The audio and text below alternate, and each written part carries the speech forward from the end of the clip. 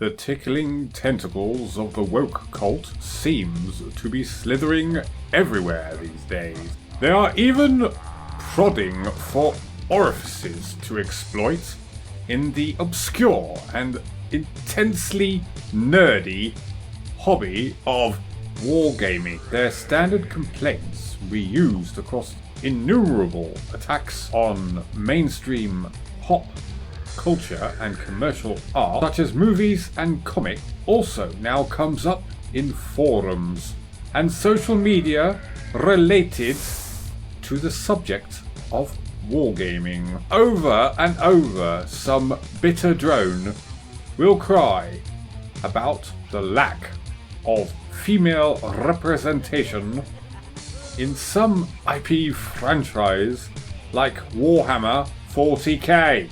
So, is there a case, and does it even matter? Let us work it out and be done with it. Even before we try to establish the parameters of some dreary quota system for the representation of the various intersectionalities in a given fictional universe like that of Warhammer 40k, we should really ask, why is representation even an issue for anyone in a fantasy world? Warhammer 40k is a universe full of aliens, cyborgs and robots, all of which are playable. Some of the aliens are a little too anthropomorphic, to be sure, a legacy of them being ported from a fairly standard fantasy setting. The Eldar, for example, are space elves, essentially, hardly different physiologically from the elves of Tolkien's Lord of the Rings, or indeed Warhammer Fantasy Battles. I might have preferred that the Eldar were rendered less human-looking for the purpose of realism, but what is done, and it would probably be too big of a retcon to fix that now. What of the less human-looking factions, though? The Tyranids, Necrons, and Orcs? If representation is some critical need, then why does anyone play any of these factions? So alien that they are. How many of us have thought, oh, I could not play the Necrons because I am not an undead robot. I happen to play and collect orcs, but it is most assuredly not because I need them to represent me on the tabletop. That concern is really preposterous. It is a fantasy game. If anything, it exists so that we may take a break from narcissistic self-regard and be something else for a change. Really, this is true of all fantasy fiction. Who feels represented by Superman? A bloke who shamelessly flies around in his lycra underwear, zapping light laser beams from his eyes. Superman is popular because he is different. Let us extend the representation logic to other war games, say historical war games. It is a fact that historically soldiering was primarily a chore for men to do, like changing attire and reaching things off from the top shelf. Oh, I am sure there is the odd exception, but most militaries across the world and all throughout history have been virtually 100% male. So what should the feminist wannabe wargamer do here? Should he or she never play historical war games because the poor proles being herded into heavy machine gun fire did not have tits? Or insist, contrary to the spirit of historical war games, which values historical accuracy, that half of the models representing Napoleon's Grande Armée be recast with a nice pair of jugs? Or how about just enjoying the game as it is, like a normal person? Oh, they will shout back, straight white male! They will say I am already represented on the tabletop. Right, but I am not French, and I am not an orc. If I take command of a miniature horde of Russian cavalry at the Battle of Borodino, I am not silently sobbing inside because the horses do not represent me as I do not eat hay, or that my inability to speak Ruski is not represented. Representation is not the point of wargaming.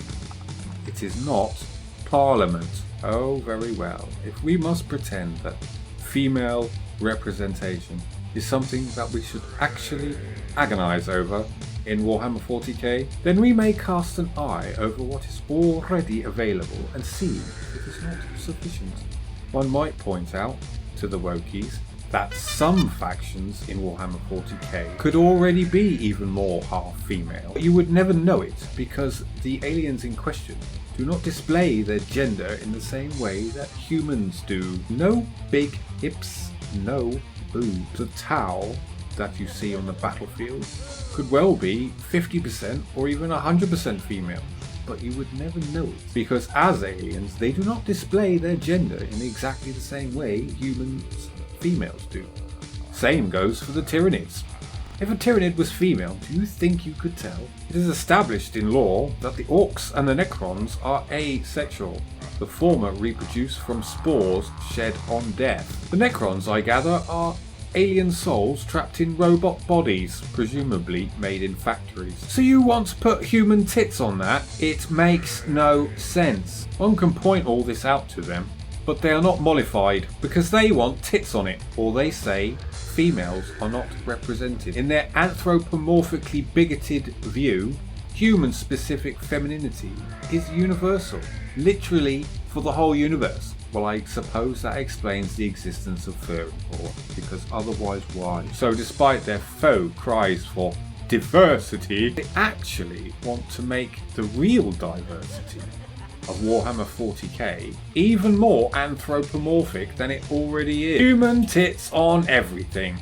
Aliens and robots included. It is not a small point that the majority of factions in Warhammer 40k are not even human, and many are not even remotely human. What does human female representation even mean here? Peculiarities of female physiology is highly species specific in real life. From a human perspective, it's often hard to tell the gender of other earthbound species. Can you tell a female bear from a male bear? Would you even care to know if one was running you down? Tits and hips are uniquely human traits. They do not apply universally to Earth life, so they really should not be found on alien undead robots, alien fungi warriors, or xenomorphic hive minds.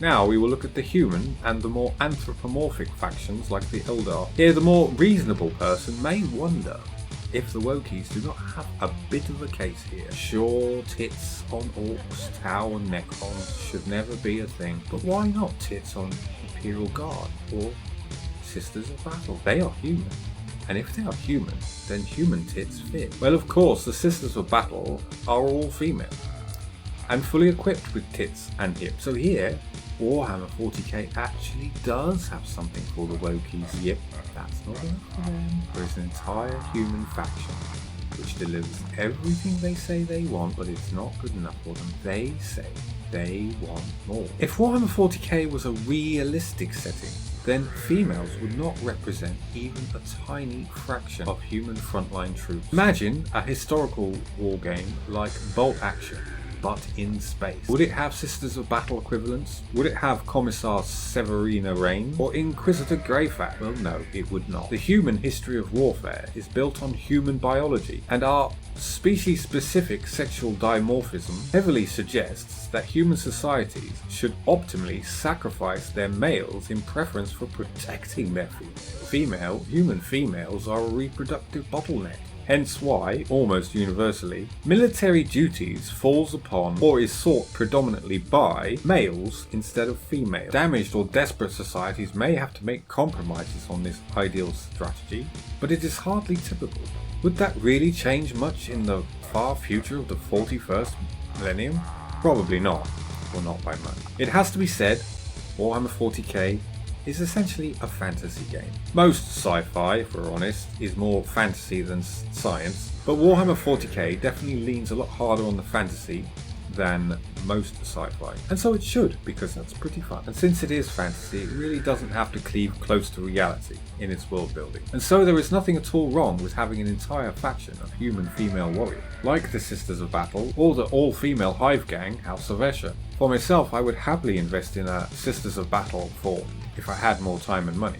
However, bearing in mind the realities of human condition, we should go into Warhammer 40k expecting near 100% of the human soldiers to be male. The fact that it is fantasy allows it to walk far away from this expectation, and since it has indeed ventured many a human female warrior into the fray, but it really did not need to, we can say that actually females are overrepresented in Warhammer 40k. That is not to say that we could not have even more human female warriors in Warhammer 40k. If any actual customers will put down money for them, I suspect that when it comes to it, the Wokies will not actually pay up for it. They did not buy the Sisters of Battle. Who buy? Gamers like me. Gamers who cannot be browbeaten by frothy ideology. I might buy Sisters of Battle because they look cool, but not because some killjoy Wokey demanded I did.